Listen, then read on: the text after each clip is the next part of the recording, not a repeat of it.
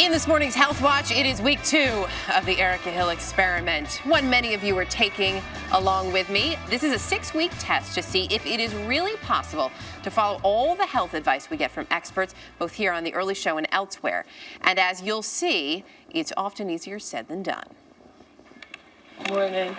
2 weeks ago, I began an experiment to see if one working mom could really follow all the recommended daily doses for healthy living.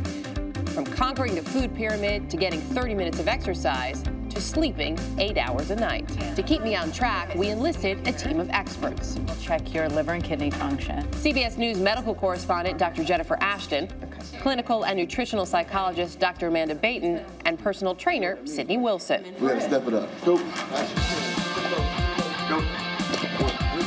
I was excited going into week 2. I feel motivated. 6. I feel like I have goals in front of me and things I want to achieve. But it didn't take long for my schedule to get in the way. Wednesday, I had planned for a long time to go to Mary Poppins with my mom and my son, and I think that's an important, sort of taking time for me. So instead of hitting the gym, I hit the theater with my mom and my son. It was Weston's first Broadway show, and to watch his face and to experience it through his eyes and all the other kids in the theater, that was worth, missing any workout, missing, any bit of sleep that I think I could have gotten in a nap. To have that moment, that's all I need. Breathe, breathe, breathe. We only got 2 times this week. To make up for it, Sydney pushed me even harder on the days we did meet. Performance actually getting a lot better. Her leg power is very strong. She was actually kicking me back. Good, again. She definitely worked me harder. I also need to fuel up better for my workouts.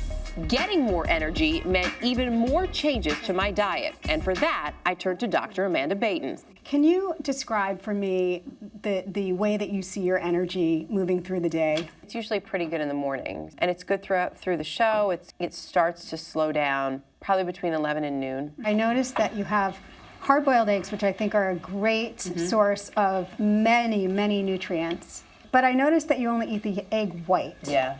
The egg yolk, unless you have cholesterol issues, is a very, very important part of the whole food of the egg. Eating the entire egg was step 1. Step 2, cutting back on coffee, bottoms up, and adding green tea.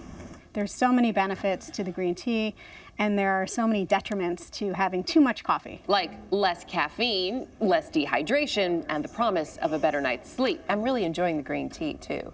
I didn't think I would. You're starting to really think about, maybe even not on a conscious level, what is the impact of what I'm about to put into my body? How's that going to make me feel? But being more aware of what's good for my body didn't stop me from a few guilty pleasures, like this macaroni and cheese. There you go. Much better, much better. Back at the gym, another surprise from Sydney. The homework assignments for this week is going to be 5 miles. 2 weeks in, and the experiment is proving more difficult than I'd imagined.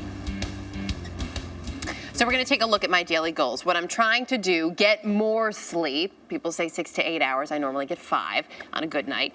9 servings of vegetables. Amanda has challenged me to. Also, working in a 30-minute workout. I did manage one night of sleep that lasted almost 6 hours. That's huge in my world. My vegetable intake was pretty much spot on, but I wasn't meeting my exercise requirement for every day in this week 2 of the experiment. So joining me now, Sydney Wilson and Dr. Amanda Baton. Good to have you both back here on the couch this morning. Yes. So Sydney, this is one of our big challenges this week, and it's going to prove to be, I think, heading forward, is it's tough for me, like many people, to find that regular time every day to exercise. Is that having an impact on us? It's not really having an impact on us as long as you're doing your homework assignments. Okay. As long as you're getting your homework in, that's all I'm asking for.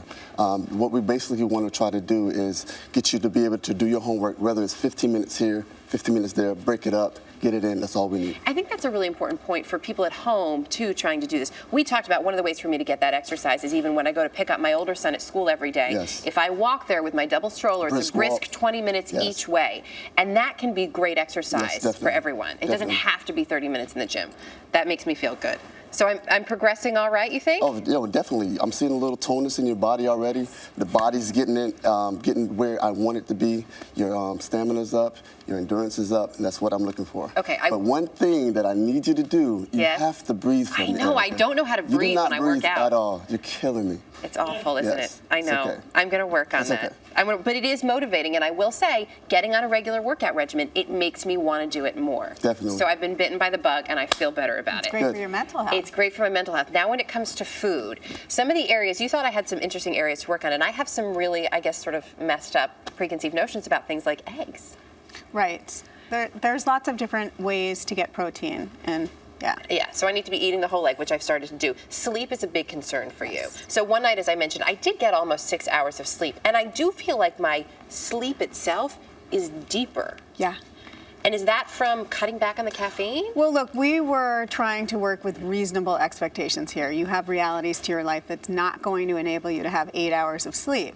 So we're optimizing the sleep that you do get. And yeah, I think that there's a very positive influence from the exercise and the diet. And the whole point of the food and mood diary is for you to reflect the next day. What was I eating? How was I behaving? And how do I feel rested today? And it's nice because in keeping that journal, I've noticed that I can sort of equate certain foods with feeling better, getting better fuel for my workout, and Yes. ultimately, hopefully, resting more. Right, right. The whole idea of food as fuel is such an important concept. And we're going to focus a little bit more on food in week 3. Thank you both for coming in this morning, Sydney Thank you Wilson and for having Dr. us. Amanda Baton.